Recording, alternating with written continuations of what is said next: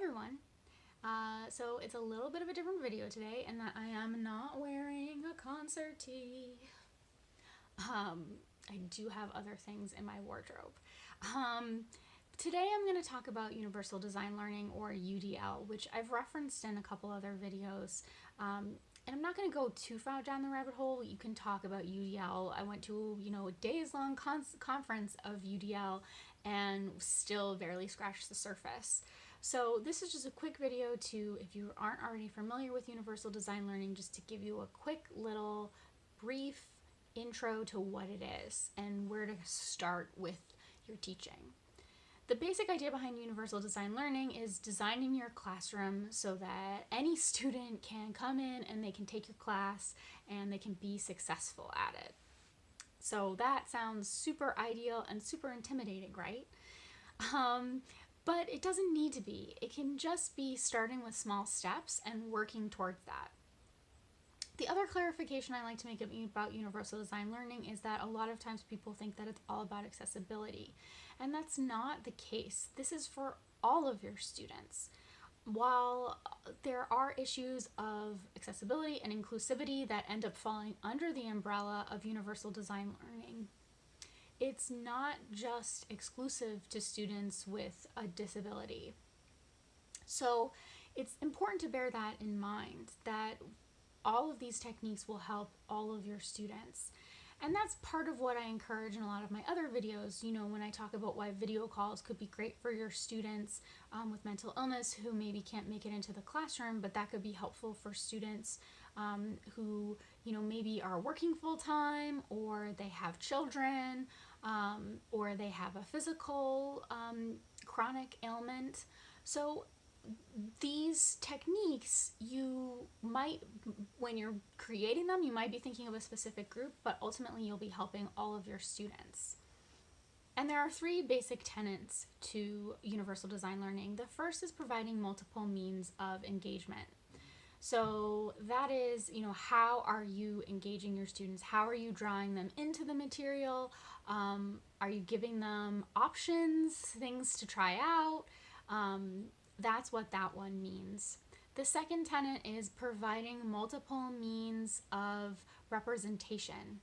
So that's in terms of when you are giving them materials, are you giving them different types? Are you giving them texts? Are you giving them videos? Are you making sure that they have, captioning in the videos, things like that? And then the third and final one is providing multiple means of actions and expression. And this is, how are your students showing to you what they have learned? So this is about thinking about not just having all tests or all, written papers, which I think a lot of instructors, including myself when I taught, really rely on. But then that means that certain students might be more or less successful because you're only giving them one way to show their learning. So trying different things, doing different assignments to have your students show you what they've learned. So where do you even start? Well, the first thing that I always tell folks, if you aren't captioning your videos, that should be the first thing that you look at if you are using videos. Most videos, even YouTube, like I'm using right now, have pretty decent auto captioning. And then what you can do is just go in and make edits. That's what I do with my videos that I post on YouTube. Also making sure that your PDFs are appropriate, are accessible is another big thing. Anyone who's using a screen reader, that would be really important. And then the other thing, for talking about looking at your different assignments, you don't need to change everything, but maybe think about changing one assignment. Look in your whole curriculum and say, which assignment maybe I could do something different. If you have a lot of tests, is there one test that maybe you can switch up and do something differently? If it's all written papers, is there something that you can have your students show you in a different type of way?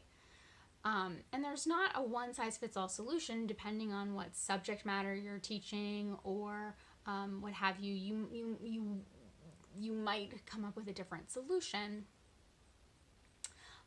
But for example, instead of a written paper, maybe you have them make a video of something, but just giving them different ways to express to you that they've learned what you have been trying to teach them.